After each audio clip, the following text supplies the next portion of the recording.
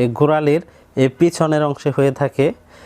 Recto calcaneus bursitis হলে এভাবে গোলাকার হয়ে এই জায়গাটি উঁচু হয়ে যায়, ফুলে যায়, প্রচণ্ড ব্যথা যন্ত্রণা করে।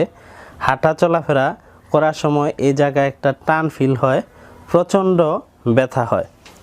রেক্টো ক্যালকেনিয়াস বার্সাইটিস হলে অর্থাৎ পায়ের গোড়ালির পিছনের অংশে ব্যথা হলে অনেক সময় পায়ের গোড়ালির যে চামড়া রয়েছে এই চামড়ার কালার কালো হয়ে যায়, লালচে হয়ে যায়, টেন্ডারনেস থাকে। এখানে চাপ দিলে প্রচণ্ড ব্যথা যন্ত্রণা হয়। অনেক সময় পায়ের চামড়া জ্বালা পোড়া করে, কিছুক্ষণ হাঁটার পর প্রচুর ব্যথা যন্ত্রণা হয়।